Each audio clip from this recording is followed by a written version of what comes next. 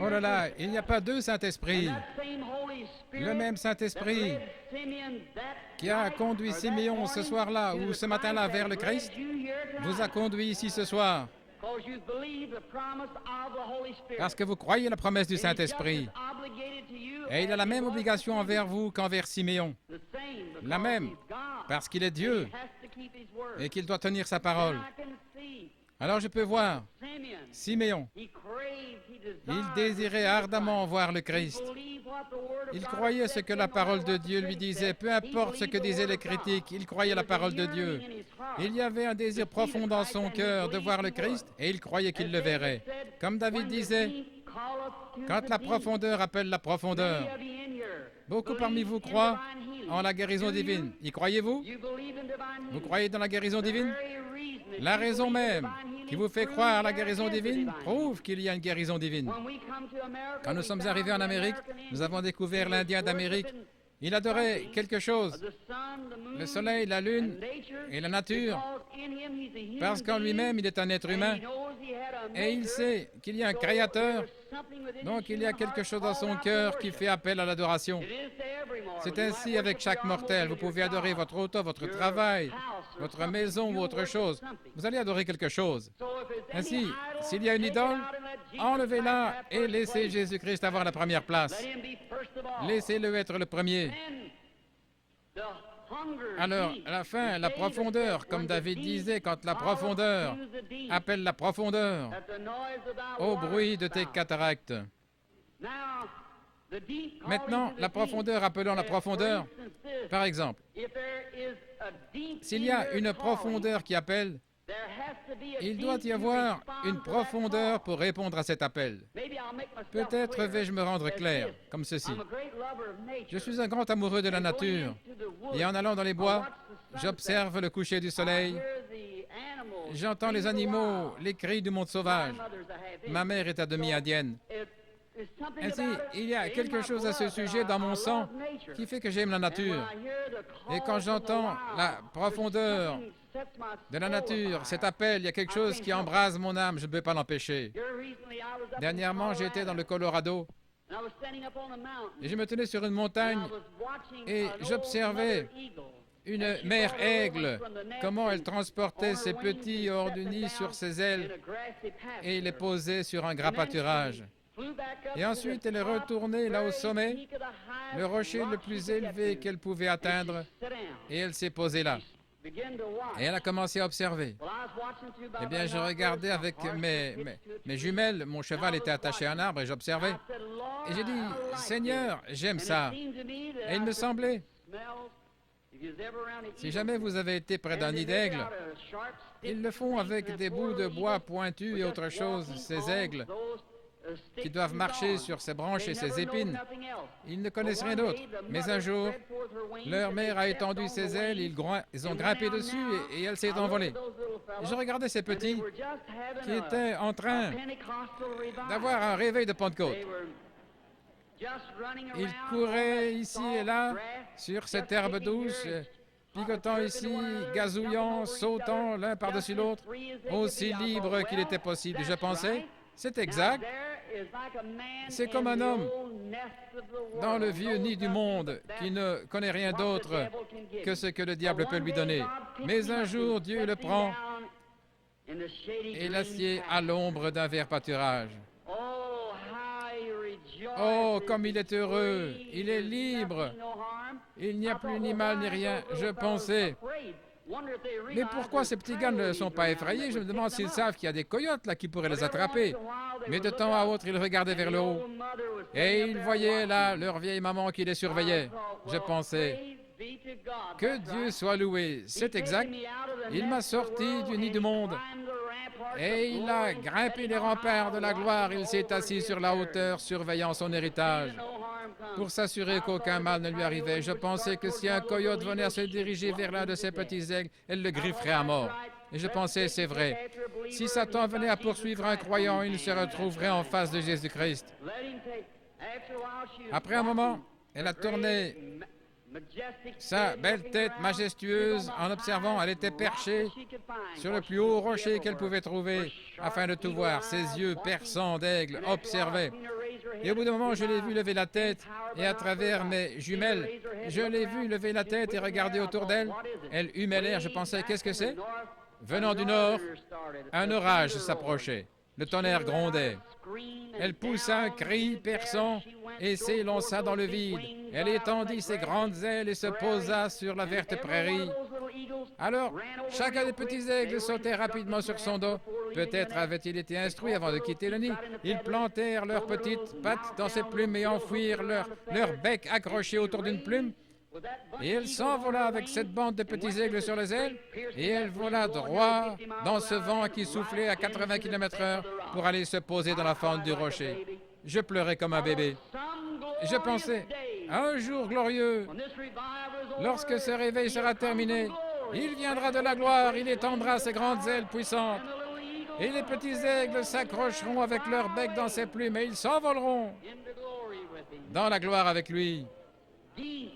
La profondeur, qui appelle la profondeur. Si la profondeur appelle, il y a une profondeur pour répondre. Autrement dit, avant qu'il y ait un arbre sur la terre, il devait d'abord y avoir une terre pour qu'il puisse pousser. Dieu n'a pas créé la terre pour l'arbre pour la terre, mais la terre pour l'arbre. Il a créé la terre et puis il a commandé de produire l'arbre. Et la terre a appelé jusqu'à ce que l'arbre pousse. Avant qu'il y ait une nageoire sur le dos d'un poisson, il n'y avait pas d'eau pour qu'il puisse y nager. La raison pour laquelle il a une nageoire, c'est parce qu'il y a de l'eau pour qu'il puisse y nager. Tout ce que nous avons est pour un but, pour une raison. Ici, il n'y a pas longtemps, je lisais qu'un petit garçon mangeait la gomme des crayons. Il mangeait tout le caoutchouc qu'il pouvait trouver. Il a même mangé la pédale d'une bicyclette. On ignorait ce qui n'allait pas avec ce petit enfant. Alors on l'a emmené à l'hôpital pour un examen médical, à la clinique. Et après l'avoir examiné, on a découvert que son petit corps avait besoin de soufre. Et il y a du soufre dans le caoutchouc. Et il mangeait le caoutchouc pour avoir du soufre. Alors voilà, saisissez.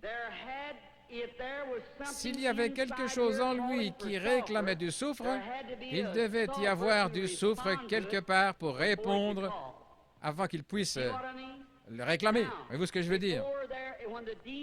Et quand la profondeur appelle la profondeur, avant qu'il puisse y avoir un appel de la profondeur, il doit y avoir une profondeur pour répondre.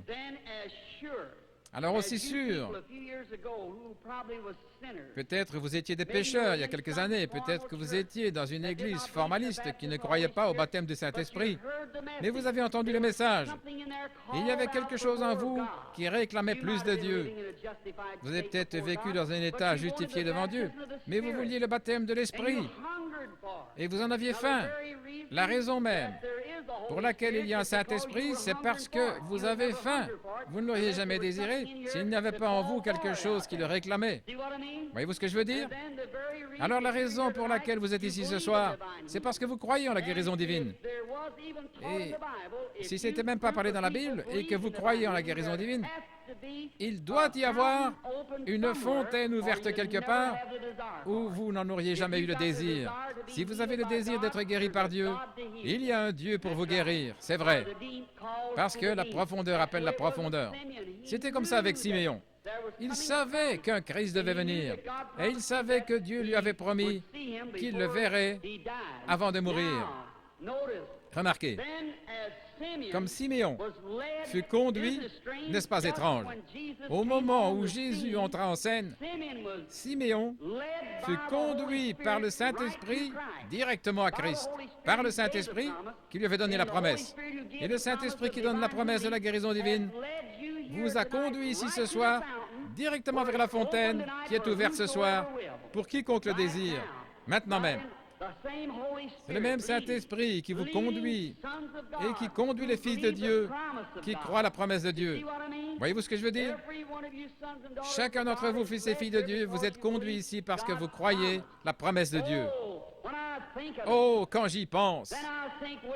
Alors, je pense à cette femme qui se tenait dans un coin, cette vieille femme, C'était Anne. Elle était une prophétesse qui attendait la venue du Seigneur. Dieu était dans l'obligation de lui montrer le Christ.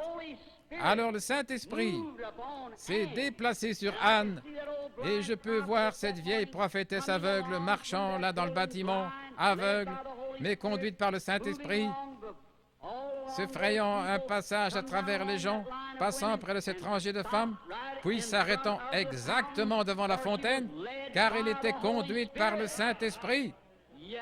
Oui, il est ici ce soir. Il est ressuscité des morts. Il vous a donné la promesse. Le Saint-Esprit vous a réunis. Si vous n'étiez pas ici ce soir, si le Saint-Esprit ne vous avait pas conduit ici, vous seriez quelque part dans le monde. Mais vous êtes ici, dans cette salle étouffante, parce que vous vous attendez à voir Jésus-Christ entrer en scène et confirmer sa parole. L'expectative. Si vous venez ici seulement pour trouver quelque chose à critiquer, le diable vous montrera certainement beaucoup de choses à critiquer. Il le fera. Vous recevez ce que vous attendez. Certains disent, eh bien, si je ne reçois pas dans la ligne de prière, si je ne vois pas quelque chose comme ça, alors je croirai. Vous obtiendrez ce que vous attendez. Je m'attends ce soir à voir le Saint-Esprit venir et se manifester lui-même en puissance, déversant sa gloire dans le bâtiment, beaucoup recevant le baptême du Saint-Esprit, les pécheurs pleurant, pensant au calvaire, les malades guéris, toutes sortes de signes et de miracles, parce que Jésus-Christ l'a promis. Et je crois sa promesse. Prions. Père céleste, comme ta parole est la vérité, confirme ta parole avec des signes et des miracles de Jésus ressuscité. Nous savons que lorsqu'il était sur la terre, il ne prétendait pas être une personne importante. Il affirmait simplement que tu lui montrais par des visions ce qu'il devait faire. Il connaissait les pensées des gens et leur situation. Il savait qu'une femme qui avait une perte de sang avait touché son vêtement. Elle était là, debout, et elle avait vu qu'elle ne pouvait pas se cacher parce que Jésus la regardait. Il savait. Il a dit, « Ta foi t'a sauvé. » Père, nous savons qu'il est ici ce soir parce qu'il l'a promis. Et notre confiance est ancrée en lui. Dans sa parole, nous sommes sûrs de l'avoir vu dans la manifestation de sa glorieuse résurrection ici sur la terre, agissant parmi son peuple dans son Église. Et Seigneur, laisse-nous être aujourd'hui ceux qui transmettent la lumière de cet âge. Lorsque le grand drame sera placé à la fin de la route, que chacun d'entre nous viendra devant toi, que le grand écran sera déroulé et que nos vies dans cette génération seront rappelées devant toi. Ô Dieu, laisse-moi entendre ma voix criant contre l'iniquité et demandant aux gens de croire en Jésus ton Fils. Bénis les gens ici ce soir qui doivent supporter cette chaleur. Et je prie que tu leur donnes une bénédiction spéciale, que les puissances apaisantes du Saint-Esprit détachent leurs pensées de cette chose, Seigneur. Et Seigneur, sanctifie maintenant ton serviteur pour cette réunion. Je suis debout ici, réalisant que les yeux regarderont dans cette direction. Et je prie, Père, dans l'humilité, que tu fasses connaître ta grande et glorieuse puissance à chacun. Et si ton indigne serviteur a trouvé grâce à tes yeux ce soir, puisses-tu prendre cette indigne personne, ôte-le-moi et entre, Seigneur Jésus, et parle à ton peuple. Et quand la vie sera arrêtée sur la terre, et que la dernière prière aura été prononcée, les batailles toutes terminées, les fumées dissipées, les armes déposées, les Bibles fermées, nous monterons dans ta maison. À l'aube d'un grand matin éternel, lumineux et beau, quand les élus seront rassemblés dans leur maison au-delà des cieux, comme dit le poète, Seigneur, lorsque nous verrons cette grande table dressée là pour le souper, longue de milliers de kilomètres, nous regardant l'un l'autre par-dessus la table, anciens combattants couverts de cicatrices, Des larmes de joie coulant sur nos joues, le roi se présentant dans sa beauté et sa sainteté, marchant le long de la table et essuyant de ses mains les larmes de nos yeux en disant « Ne pleurez plus, c'est terminé. Entrez dans la joie du Seigneur. » Les peines de la route ne sembleront plus rien alors, quand nous arriverons au bout du chemin. Aide-nous ce soir, Seigneur, à oublier ces choses qui sont du passé. Courons vers le but de la vocation céleste. Que ton esprit vienne et manifeste ton Fils Jésus-Christ à ces gens, parce que moi je ne suis qu'un mortel qui essaie de leur dire que tu es le même hier, aujourd'hui et pour toujours, car nous le demandons au nom de Jésus, ton enfant bien-aimé. Amen.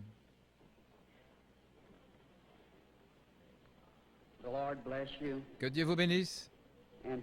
Et ce soir, juste avant le service de guérison, excusez-moi d'être un bébé, mais il y a quelque chose qui fait battre mon cœur quand je parle de lui. Je me souviens quand au commencement, mes prédicateurs m'ont dit, voyant que j'avais des visions depuis mon enfance, ils ont dit, Billy, ne te laisse pas entraîner par cela, c'est du diable. Étant enseigné par des hommes d'église, j'ai cru en partie que ces visions pouvaient être fausses. Mais quand il est venu vers moi cette nuit-là, il m'a dit qui il était. Oh là là. Et je sais qu'il est ici maintenant. Et je connais sa présence et je sais que je l'aime. Je pensais, comment puis-je être un démon et aimer le Seigneur Jésus comme je l'aime? Comment mon cœur peut-il saigner pour lui? Et il connaît mon cœur.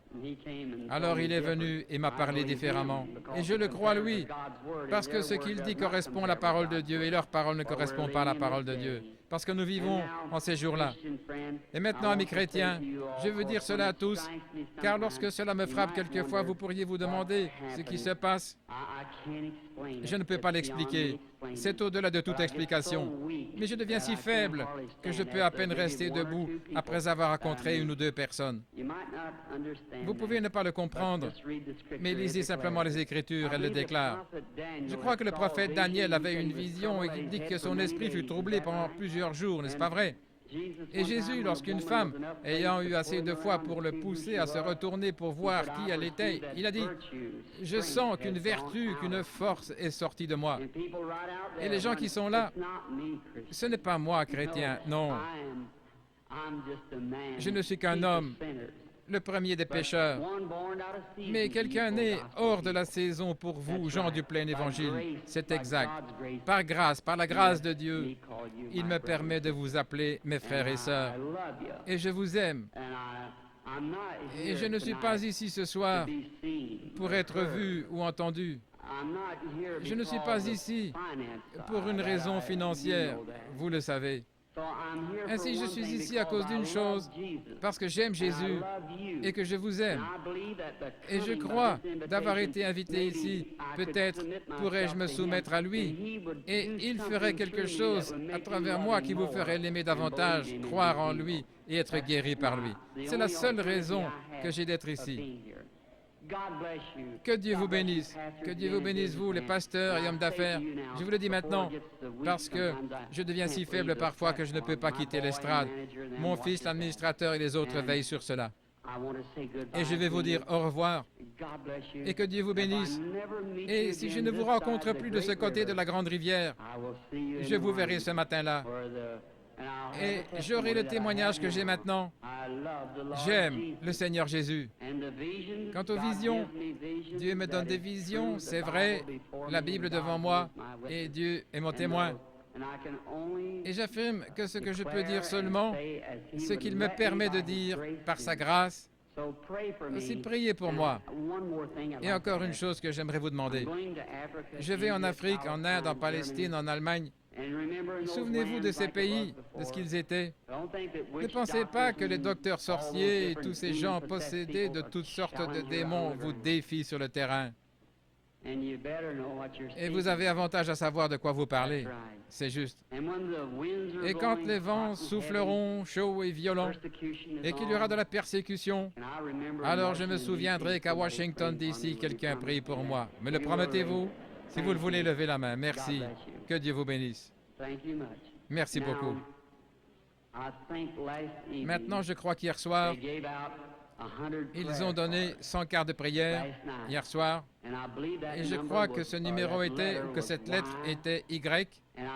Et je crois que j'ai appelé les 15 premiers hier soir. Je pense que c'est juste, n'est-ce pas les frères? Les 15 premières cartes ont été distribuées.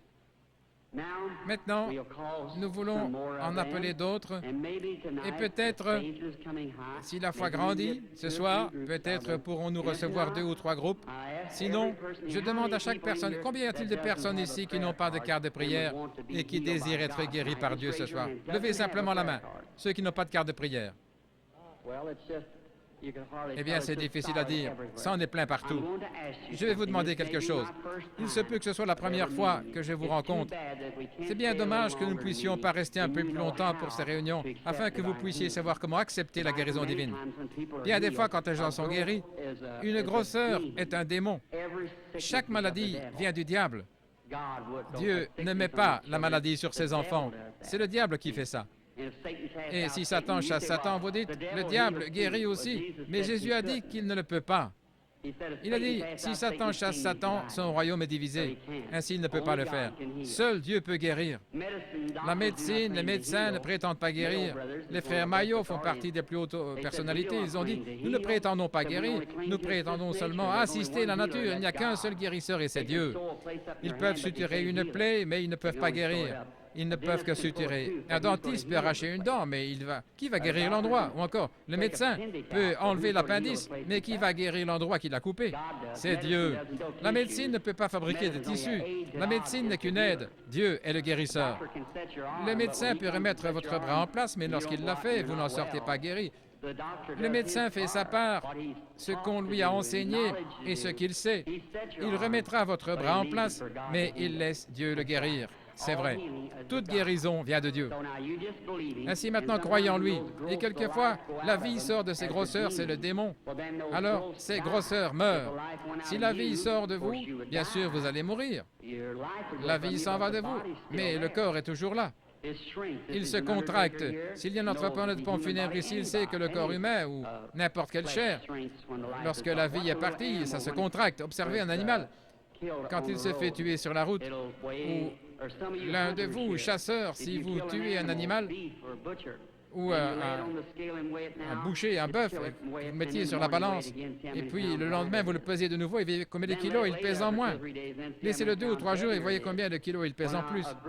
Pour ce qui est d'une grosseur, quand elle meurt, le démon sort d'elle comme pour une tumeur, un cancer, une cataracte, et ainsi de suite. Quand le démon en sort, ce qui est une vie, chaque personne ici provient d'un petit germe.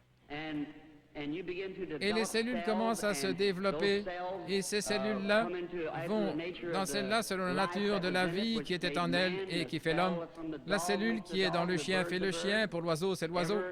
Chacune selon sa nature, chaque fois. Mais maintenant, un démon, ce qui est une grosseur, et il n'est pas obligé de devenir une grosseur.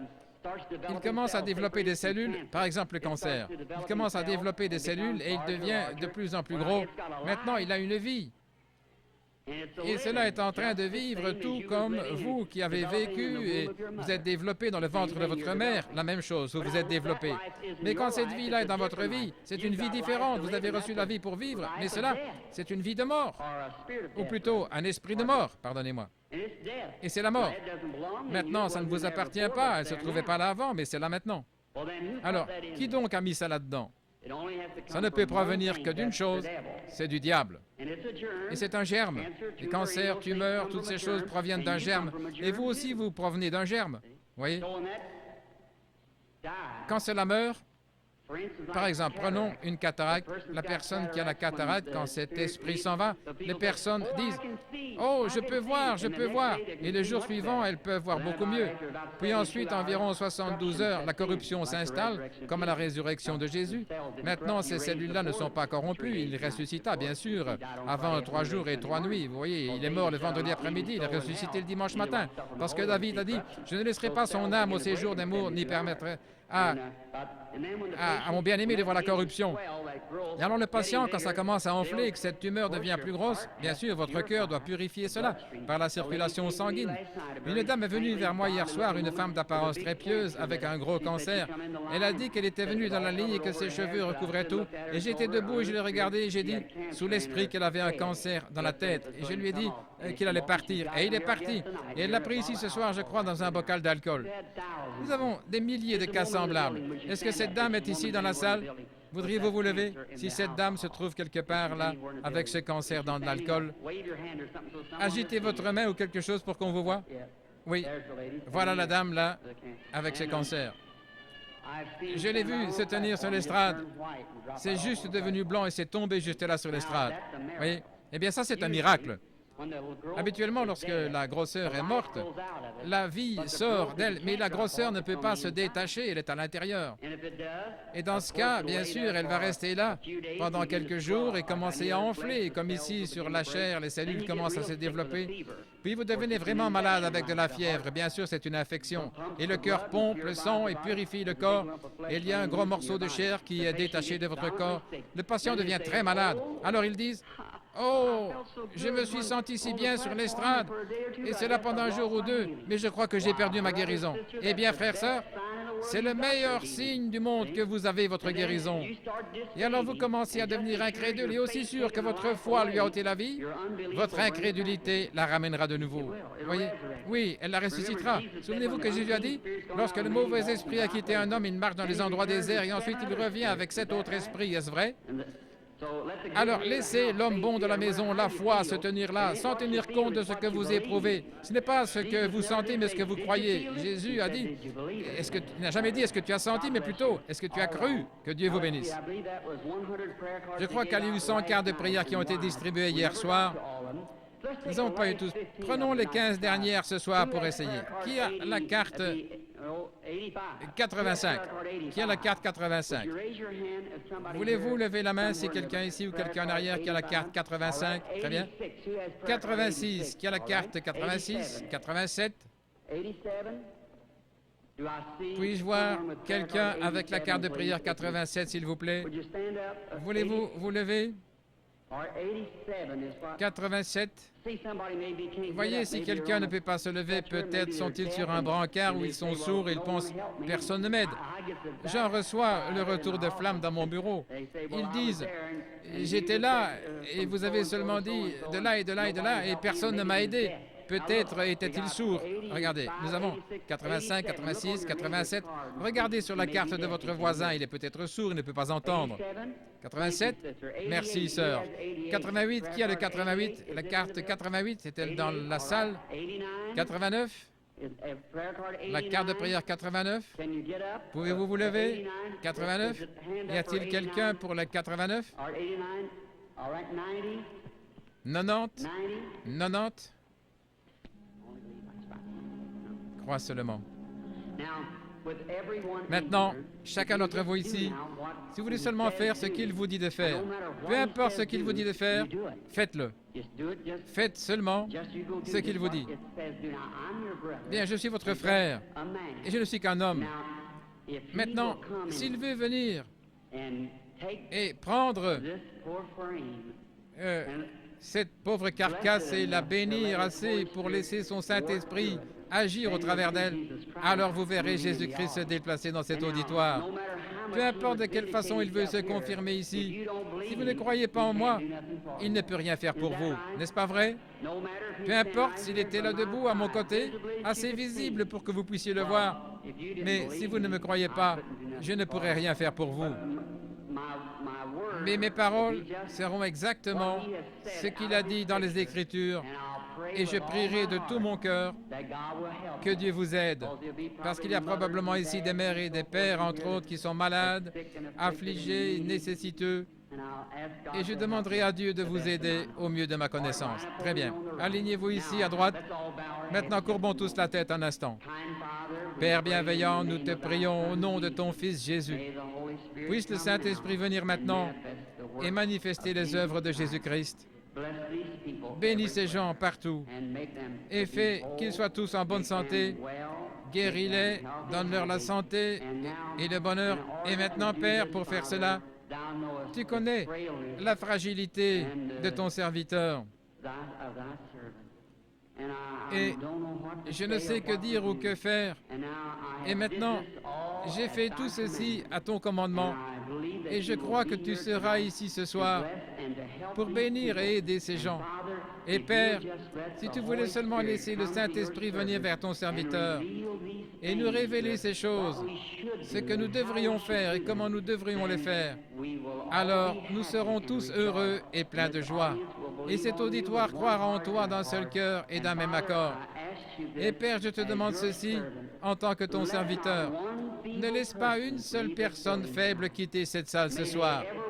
Que chacun reparte bien et en bonne santé et réjoui. Fais-le, veux-tu, Père? Je t'en prie avec la grâce dans mon cœur et la foi dans le nom de Jésus-Christ. Amen. Maintenant, bien souvent, y a-t-il quelqu'un à ses projecteurs qui puisse les déplacer? Quelquefois, le Saint-Esprit vient. Beaucoup d'entre vous ont vu la photo. Si jamais je reviens, je vous en apporterai quelques-unes. Comme Frère Moore le disait ce soir, il a été pris plusieurs fois. Et dans les livres, je pense que vous tous les avez. J'en avais seulement 2 caisses. J'espère que vous les appréciez vraiment. Si vous regardez à l'intérieur, vous verrez une autre photo montrant où elle s'est arrêtée. Le photographe d'un quotidien a pris celle-là à Camden, dans l'Arkansas, mais elle ne fut pas authentifiée comme celle de l'American Association. Il l'a prise et ensuite elle devient authentique. Et ainsi, et plusieurs milliers de gens. Je me trouvais dans la rivière ici il y a quelque temps, baptisant 500 personnes après un réveil. Quand elle est descendue à l'endroit précis où je me tenais, des gens se sont évanouis et partout, c'était comme un grondement et du feu qui crépitait. Je prie que Dieu se rende visible encore une fois ce soir de la même manière, ici dans la capitale, si je peux trouver la faveur de Dieu. Maintenant, vous réalisez que cela peut apparaître à certains yeux et pas à d'autres. Nous ne voulons pas penser cela, mais c'est bien le cas. Jean était l'un de ceux qui relatent avoir vu l'Esprit de Dieu au-dessus de Jésus, n'est-ce pas vrai? Il n'a jamais dit ceux qui écoutaient, et les mages ont suivi l'étoile, voyez-vous, elle est passée au-dessus des observatoires de toute la contrée venant des confins de l'Orient pendant des semaines et des mois. Et il pouvait établir le temps par les étoiles, il les surveillait toute la nuit, il suivait le temps, mais personne ne l'a jamais vu. Toutefois, les mages l'ont vu parce qu'ils l'attendaient. Si vous recherchez Christ ce soir, vous le verrez. Que le Seigneur Jésus vous bénisse. Très bien. Billy Paul, Frère Moore, est-ce que tout est prêt? Sont-ils tous en ligne, Billy? Tous les 15? Tous les 15 sont en ligne? Maintenant pour les autres, ceux qui n'ont pas de carte de prière et qui savent que vous ne serez pas dans la ligne, j'aimerais que vous regardiez par ici et que vous croyiez simplement. Croyez avec le même genre de foi que cette femme qui a touché son vêtement. Il s'est retourné et lui a dit, « Ta foi t'a sauvé. » Croyez-vous qu'il est le même ce soir? Croyez-vous que dans cette foule hurlante, ce pauvre petit homme aveugle, assis près des murs de Jéricho, probablement 2 fois la distance de ce bâtiment, en train de crier et d'implorer, « Aie pitié de moi !» Jésus n'avait probablement pas entendu son appel, mais il a senti sa foi et s'est déplacé. Devant toute cette bande de critiques, il s'est tourné, il a dit, « Ta foi t'a sauvé. » Il s'est retourné vers l'assistance et il a dit, « Pourquoi raisonnez-vous dans votre cœur ?» Il a dit à la femme au puits, « Va chercher ton mari. » Et il a dit, « Je ne peux rien faire à moins que le Père me le montre. »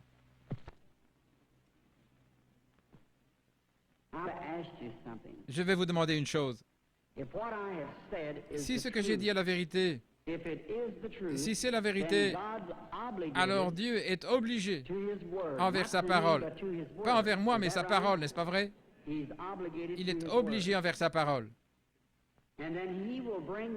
Et alors il le fera arriver exactement de la manière qu'il a dit vouloir le faire.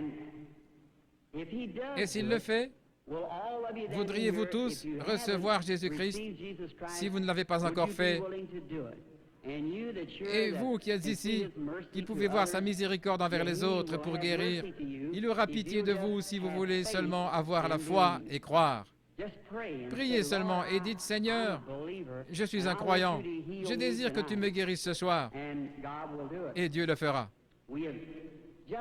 Nous venons de quitter l'Afrique récemment, où je dois retourner dans quelques semaines, en Afrique, en Inde, en Palestine, en Allemagne, pour le ministère. Et à Durban, en Afrique du Sud, après que 3 ou 4 personnes soient passées par la ligne de prière et qu'ils ont vu la puissance du Saint-Esprit toucher les gens, voyant ce que Dieu faisait, 30 000 ont accepté Jésus comme sauveur personnel après un seul appel à l'autel. 30 000 d'une fois.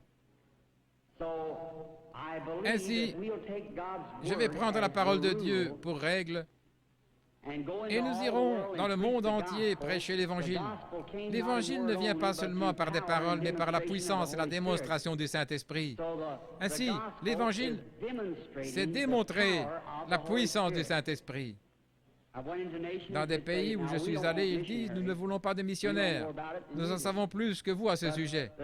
Mais la chose que nous voulons voir, c'est quelqu'un qui a assez de foi pour rendre manifeste la parole de Dieu. C'est ce qu'ils veulent voir. Et c'est comme cela qu'ils se convertissent. C'est comme cela qu'ils trouvent Christ.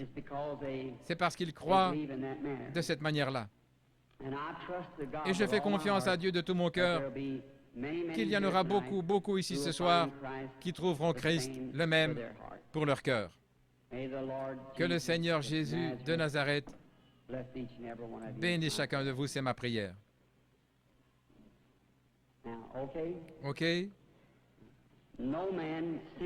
Ce n'est jamais l'homme qui cherche Dieu, mais c'est Dieu qui cherche l'homme. Jamais aucun homme n'a cherché Dieu dans le monde entier. C'est Dieu qui cherche l'homme. Quand au début l'homme a chuté dans le jardin d'Éden, cela a montré les tendances de l'homme. L'homme s'est caché, c'est Dieu qui a cherché l'homme. Jésus a dit, aucun homme ne peut venir à moi, à moins que mon Père ne l'attire. Il doit être attiré par le Père premièrement. Et j'aimerais vous expliquer quelque chose. Le fait d'avoir une vision. Combien de personnes ici ont-elles jamais eu un songe? Je pense que les 2/3, vous avez eu des...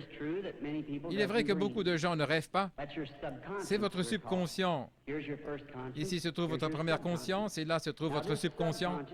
C'est sur votre subconscient que j'essaie d'agir par le Saint-Esprit. Quant à cette première conscience, je pourrais demander à cet homme, à n'importe qui ici, « Croyez-vous cela? » « Oh oui, monsieur, vous le croyez ici? Mais qu'en est-il de cet homme là-bas? » C'est lui qui fait marcher le bateau, ce n'est pas l'homme au poste de pilotage, c'est l'homme là, à la salle des machines.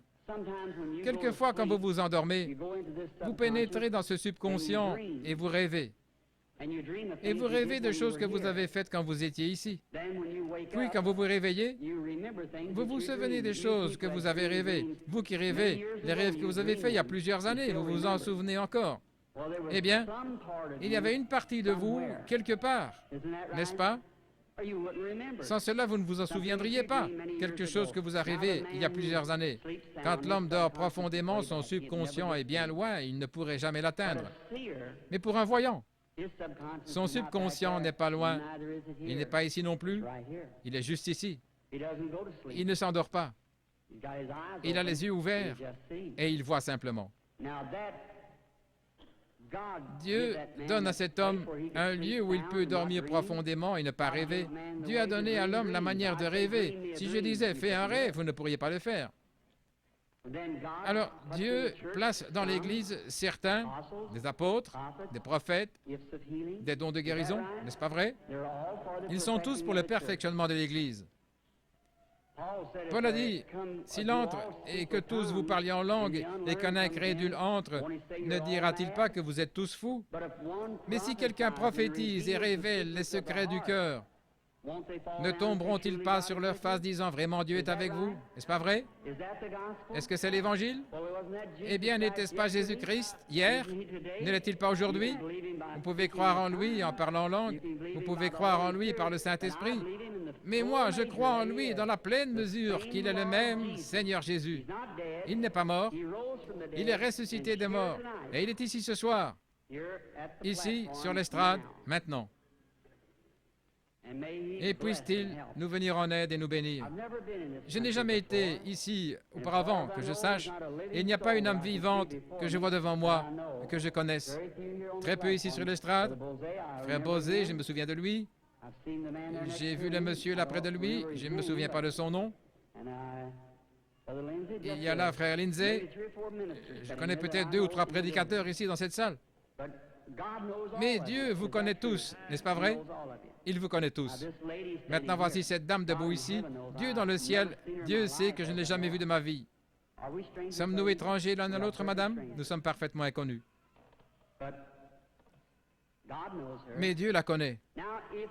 Si Jésus est le même hier, aujourd'hui, éternellement, changeons le tableau maintenant et voyons ce qu'il était hier lorsqu'il cherchait à découvrir quelque chose concernant une femme. Il a dit, apporte-moi à boire. Elle a dit, eh bien, ce n'est pas l'habitude que ça se passe entre les Juifs et le reste des Samaritains. Mais Jésus lui parla quelques instants. Il trouvait exactement quel était son problème, n'est-ce pas vrai? Si Jésus est ressuscité des morts et qu'il habite en nous ce soir, encore un peu de temps, et le monde ne me verra plus, cependant, vous me verrez, parce que c'est un pronom personnel, je serai avec vous et même en vous, jusqu'à la fin du monde. C'est la vérité de l'Évangile. Vous ne pouvez pas l'avoir lu ou pensé ainsi, mais c'est ainsi que c'est écrit dans la Bible. Votre théologie peut avoir dévié quelque part, mais c'est de cette manière que c'est écrit dans la Bible. Je serai avec vous et même en vous, jusqu'à la fin du monde. Maintenant, vous savez que j'attends quelque chose, c'est vrai. C'est l'ange du Seigneur. C'est la vérité. Je suis totalement impuissant comme chacun de vous. Je suis ici. Peut-être qu'il y a des critiques ici. Combien ont déjà vu sa photo dans mes réunions? Vous avez vu l'endroit où l'homme de science a pris sa photo, cette grande lumière. Vous pouvez la voir. Oui, beaucoup d'entre vous. Des milliers de copies de celle-ci ont été vendues. Les studios Douglas à Houston, au Texas, la possède George J. Lacey, l'un des meilleurs qui soit dans la recherche en Amérique, l'a prise et a examiné pour voir s'il n'y avait pas une double exposition ou quelque chose d'autre. Mais c'est Jésus-Christ confirmant qu'il est le même hier, aujourd'hui et éternellement. Maintenant, bien sûr, je l'attends. S'il va m'aider ce soir, je ne sais pas. Si j'ai dit quoi que ce soit avec quelques vantardises ou j'ai dit quelque chose d'excessif, que Dieu me pardonne. Je ne voulais pas le faire. Je ne voulais, dans l'humilité de mon cœur, simplement dépeindre Jésus-Christ qui m'écoute maintenant. Et que sa grâce soit ici avec nous ce soir.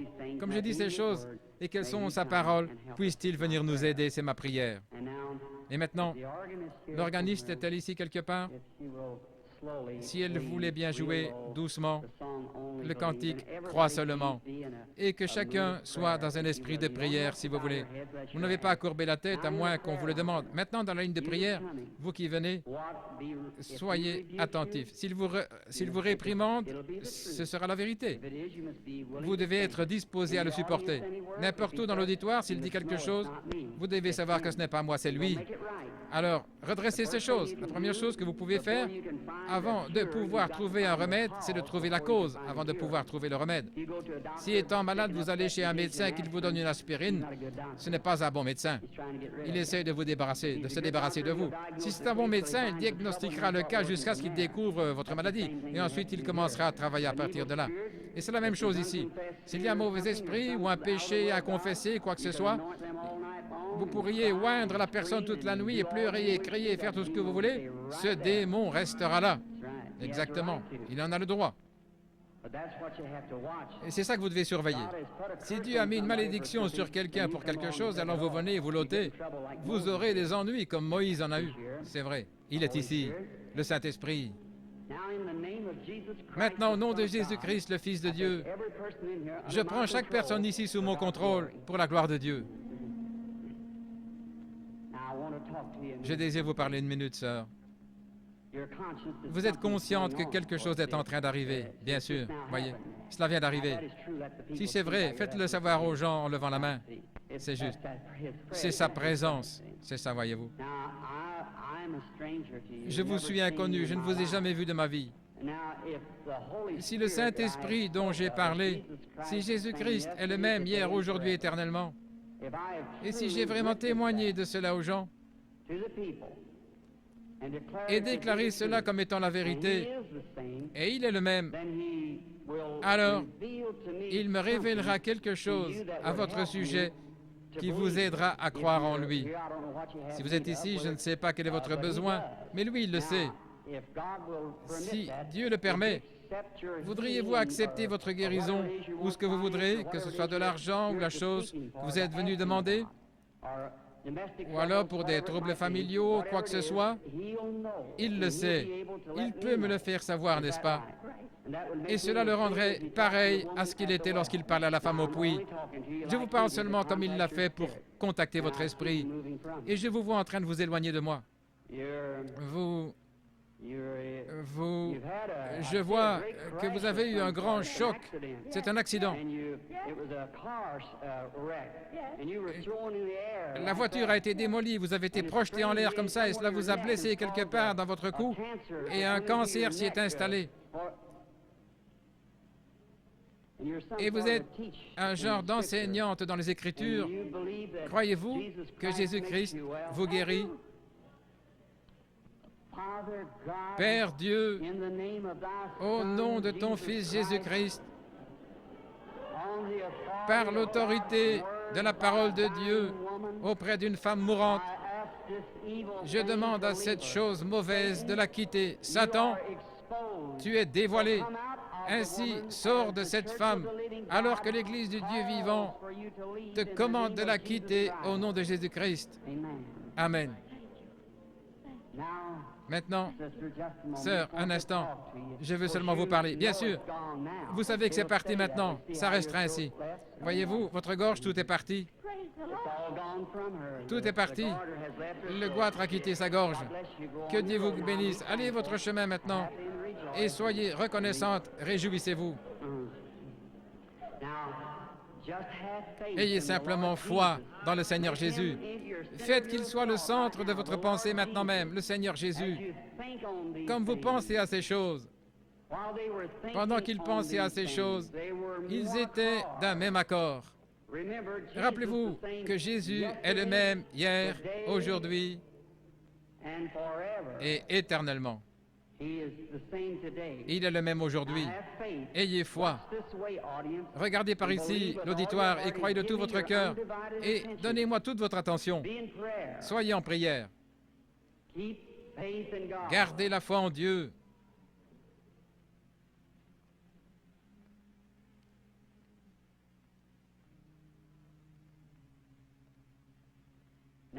Maintenant, je crois que c'est la dame. Est-ce que c'est la patiente?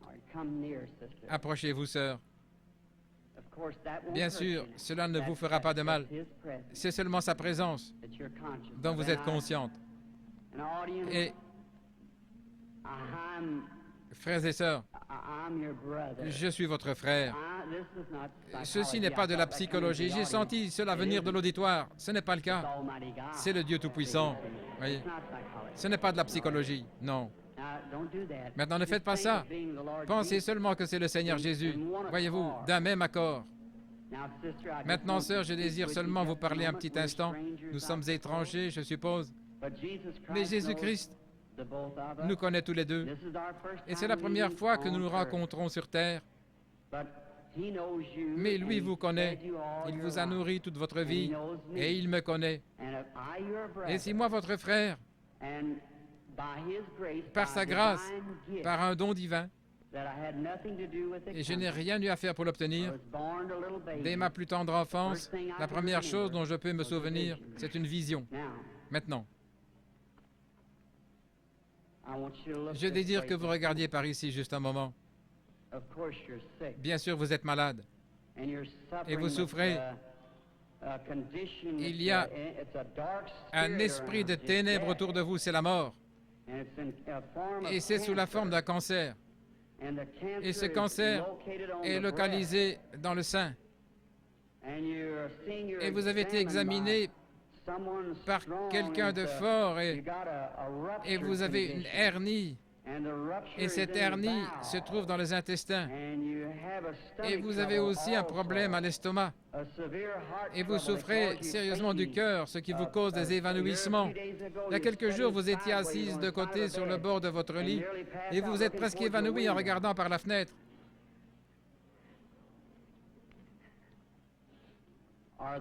Ces choses sont-elles la vérité? Entièrement vraies. Eh bien, quoi que ce soit, cela vous a quitté. Qui connaissait votre vie? Était-ce Jésus-Christ? L'acceptez-vous ainsi? Merci. Vous êtes bien disposé. Vous savez que quelque chose de surnaturel est ici. Et si seulement vous croyez que c'est le Seigneur Jésus, comme je vous l'ai prêché, selon la parole, et vous croyez que c'est le Seigneur Jésus, je sais qu'il y a encore un esprit de ténèbres au-dessus de vous maintenant. C'est quelque chose de très sérieux. Je vois votre nom est Eva et votre nom de famille est York et vous habitez dans cette ville et le numéro de votre maison est le 613 de la 6e rue. Allez chez vous pour être guéri. Que Dieu vous bénisse. Allez, réjouissez-vous et soyez heureuses. Ayez seulement foi.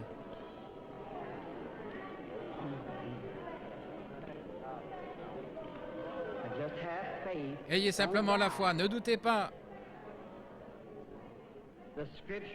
L'Écriture dit, va et ne pêche plus, de peur qu'une chose pire ne t'arrive. Le péché, c'est l'incrédulité. Le péché, ce n'est pas boire, fumer ou jouer à des jeux d'argent, ce sont les attributs du péché. Vous faites cela parce que vous ne croyez pas. Jésus a dit, va et ne pêche plus, ne sois plus incrédule, sinon quelque chose de pire va t'arriver. Ayez foi en Dieu. Croyez en lui de tout votre cœur.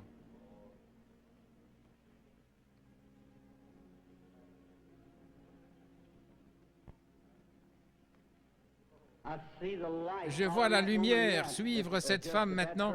C'est elle qui vient de partir. Elle est suspendue au-dessus d'une personne de couleur. Oui, la dame là, avec cette vésicule biliaire et une hernie. Croyez-vous que le Seigneur Jésus peut vous guérir, madame? Vous qui êtes assise là, si vous croyez de tout votre cœur, vous pouvez vous lever, proclamer votre guérison et être guéri au nom du Seigneur Jésus. Que Dieu vous bénisse. Ayez foi en Dieu. Croyez-vous?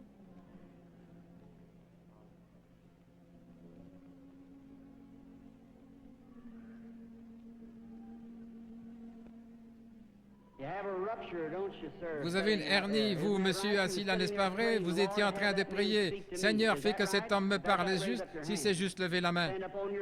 Tenez-vous debout. Votre foi vous a guéri, frère. Rentrez chez vous. Jésus-Christ vous guérit. C'est le même Seigneur Jésus. Vous n'avez pas besoin d'être ici en haut. Vous avez besoin d'avoir la foi. Croyez seulement Dieu de tout votre cœur et vous aurez ce que vous demandez. Jésus-Christ vous l'accordera si seulement vous croyez. Mais vous devez avoir la foi. Vous devez le croire de tout votre cœur. Et Dieu fera en sorte que cela s'accomplisse. Le patient, excusez-moi, monsieur. Croyez-vous de tout votre cœur? Vous croyez? Vous êtes seulement un peu excité par la présence de cet être qui se tient ici maintenant. Et je crois que vous êtes de l'extérieur. Vous venez d'une capitale, de Richmond, en Virginie. Vous avez un cancer. C'est à l'intérieur de votre bouche, sur la mâchoire. Est-ce correct? Voulez-vous rentrer chez vous guéri? Acceptez Jésus comme votre guérisseur. Et au nom de Jésus-Christ, que cela quitte cet homme. Que Dieu vous bénisse, monsieur. Allez en croyant. Que dites-vous? Je sais maintenant, je vous vois comme une personne d'apparence plus jeune, beaucoup plus jeune que ce que vous êtes en ma présence. Vous souffrez d'une sorte de mal de tête et c'est arrivé il y a de nombreuses années, il y a environ 25 ans que votre mal de tête a commencé. Et cela vous a tourmenté depuis lors. Vous êtes une grande croyante. Et vous avez prié pour cette heure-ci. Vous avez prié Dieu que si vous pouviez seulement venir vers moi et que je prie, vos maux de tête cesseront. Ces choses sont-elles vraies? C'est vrai. Vous avez entendu ce qui a été dit, mais ce n'était pas moi, c'était seulement ma voix. Bien sûr, quoi que ce soit, il y a quelque chose que je me souviens avoir vu une jeune personne ou quelque chose ainsi. Est-ce la façon dont ça a été dit? C'est exactement ainsi. Croyez-vous que c'est Dieu qui l'a fait? Vous êtes sûr que Dieu est ici? Juste un moment. Je vois autre chose. Une jeune femme semble se tenir près de vous. C'est votre fille. Oui, vous étiez sur le point de partir, quelque part en voyage, vous alliez la voir, elle habite l'Indiana, Richmond en Indiana, c'est l'endroit où elle vit. Son mari est un prédicateur et elle vous a écrit une lettre ou quelque chose ainsi vous disant de ne pas venir parce que j'allais venir ici. Est-ce vrai? Vous êtes guéri. Vous pouvez aller votre chemin. Que Dieu vous bénisse, sœur.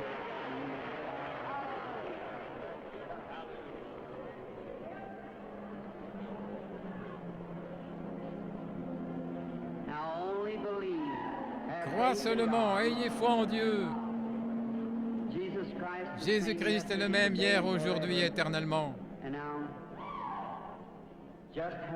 Ayez seulement la foi et croyez.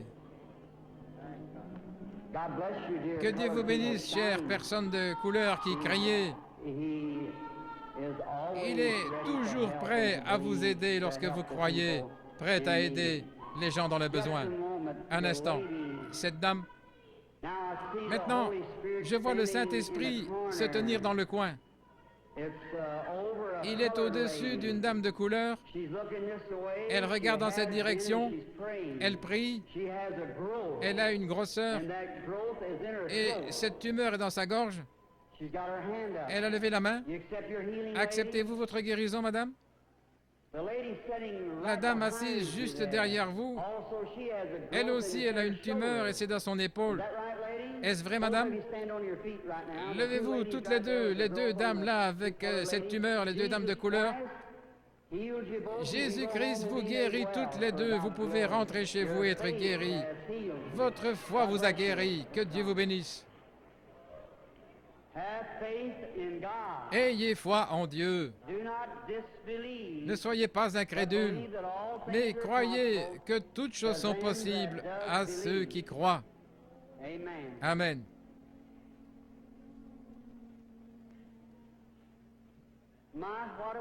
Oh, quelle banque de foi dans cette salle!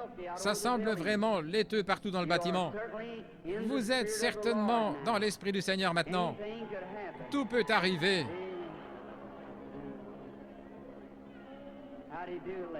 Comment allez-vous, madame? Croyez-vous que je suis le prophète de Dieu? Je veux dire qu'un prophète est un prédicateur. Vous ne pensez pas que je sois de l'ennemi. Vous croyez que je suis de Dieu. Est-ce de cette manière que vous l'acceptez? Eh bien, alors je peux vous aider. Parce qu'il m'a dit que si j'obtenais des gens qui me croient, et si j'étais sincère quand je prie, que rien ne résisterait à la prière. Et ce n'est pas moi qui aide, c'est Dieu qui guérit. Je lui ai demandé, j'ai dit, ils ne me croiront pas. Il a dit, il y aura 2 signes qui te seront donnés, comme pour le prophète Moïse. En ceci, les gens croiront. Et l'un de ces signes était de révéler aux gens les secrets de leur cœur. Vous n'êtes pas ici pour vous-même, bien que vous soyez nerveuse et éreintée, mais cela est dû à la maladie de cet enfant. Cet enfant ici souffre. Cela a été déclaré par les médecins comme étant sans espoir. C'est la leucémie. N'est-ce pas vrai? Vous avez amené l'enfant de l'extérieur de la ville. Vous avez voyagé de l'ouest vers l'est pour venir ici. Vous venez d'un État qui a des montagnes. C'est la Pennsylvanie. Et votre ville, je crois, est Chambersburg. Est-ce vrai? Amenez-moi l'enfant. Petite sœur, si le Seigneur Jésus était ici, il poserait ses mains sur toi. La mort te quitterait et tu vivrais. Crois-tu que je suis son serviteur? Alors, à sa place, je pose mes mains sur cet enfant et la bénis. Et je demande que le démon quitte l'enfant et que la vie entre dans cet enfant et qu'elle vive et soit guérie. Sors de cet enfant, Satan, par l'autorité de la Bible de Dieu, avec un don divin donné par un ange. Je t'adjure de quitter cet enfant. Sors d'elle. Crois-tu que tu vas aller bien? Que Dieu te bénisse. Tourne-toi et fais signe à l'auditoire avec la main. Que Dieu te bénisse, petite fille qui a une grande foi. Sois guérie. Que Dieu te bénisse, ma chérie. Va et sois guérie. Mais croyez-vous son prophète, son serviteur? Croyez-vous que Dieu est proche et que son esprit est présent et que ce qui se fait maintenant est dû au Seigneur Jésus? Ce n'est pas moi, je ne suis qu'un homme. Si Dieu veut me faire connaître ce qui ne va pas avec vous, comme confirmation que je suis son prophète, me tenant ici et révélant la vérité, ainsi qu'il a dit à la femme, va chercher ton mari. Elle a dit, je n'en ai pas. Il a dit, tu en as eu 5. Elle a dit, je vois que tu es un prophète. Je perçois que tu es un prophète. Et ce même esprit qui était sur ce Fils de Dieu, il a promis de l'envoyer de nouveau sous la forme du Saint-Esprit, qui serait avec nous et demeurerait en nous jusqu'à la fin du monde. Le croyez-vous? Alors il peut connaître vos problèmes maintenant. Vous avez un problème de cœur. N'est-ce pas vrai? Que chaque personne souffrant du cœur se lève ici. Vous pouvez être guéri maintenant, peu importe quelle est votre maladie de cœur. Seigneur Dieu, tu connais nos forces et à quel point nous sommes faibles et sans force. Mais Seigneur, nous savons combien tu es fort. Et la maladie de cœur est une maladie contre laquelle nos médecins ne peuvent rien faire. Mais Seigneur, qui créa le cœur? C'est toi. Je réprimande maintenant cette puissance de démon qui tient ces personnes liées par une maladie de cœur. Qu'elles sortent de chacune d'elles au nom de Jésus-Christ. Amen. Que Dieu vous bénisse, sœur. J'aimerais seulement vous dire quelque chose. Vous vous sentez différente maintenant de ce que vous êtes senti pendant longtemps. Ainsi, les gens sauront qu'il y a un esprit de ténèbres. Vous aviez des souffrances pénibles et vous étiez couché et maintenant, cela est parti. Vous êtes complètement guéri. Ayez foi en Dieu. Très bien.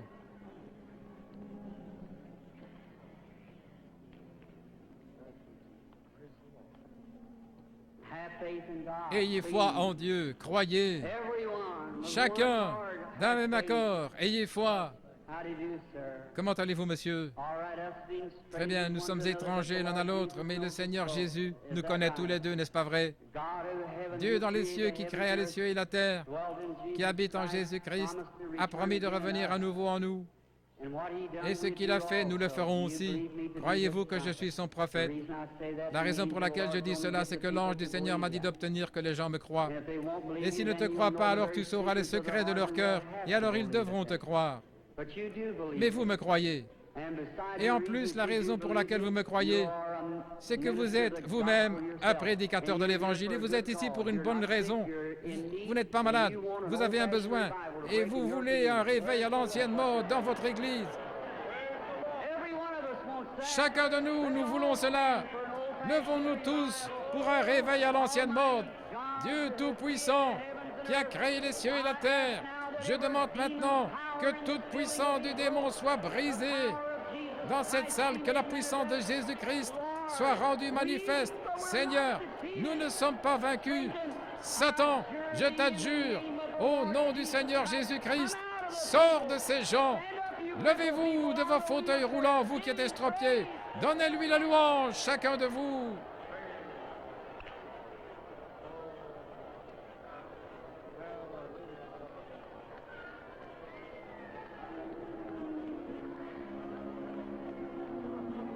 lift your hands and keep praising God.